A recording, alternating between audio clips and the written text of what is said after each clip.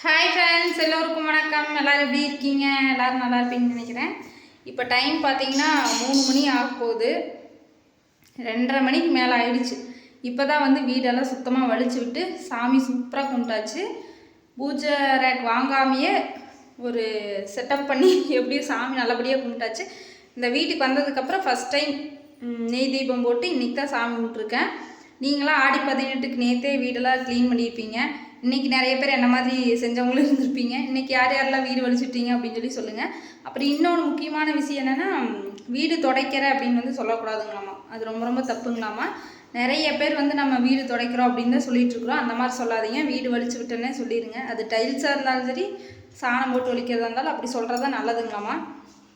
அதுவே எங்கள் அம்மா சொல்லித்தான் எனக்கு தெரிஞ்சது, புக்கில் படித்தாங்களாமா. அதனால் வீடெல்லாம் நீட்டாக க்ளீன் பண்ணி வலிச்சாச்சு. இப்போ எப்படி சாமி கும்பிட்டுருக்குறேன்னு வாங்க பார்க்கலாம். ஃப்ரெண்ட்ஸ், இந்த வீட்டுக்கு வந்து முதல் முறையாக தீபம் போட்டு சாமி கும்பிட்டாச்சு. எப்படி இருக்குன்னு சொல்லுங்கள்.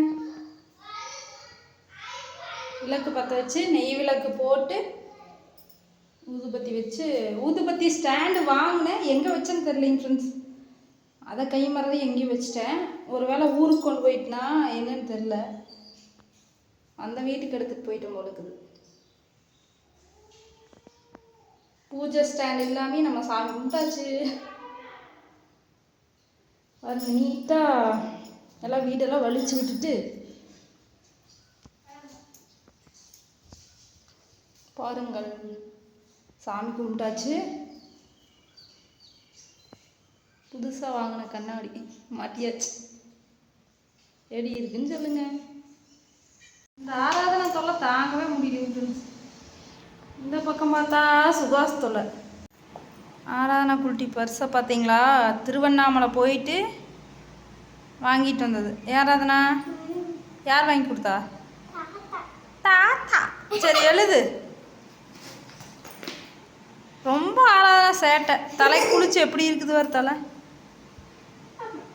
ஆமாம், போட்டு காட்டு. சுகாஸ் போன வை, ஃபோன் எடுத்துகிட்டே போட்டியா? போட்டியாட்டுக்குது. நான் சொல்லிட்டேனா?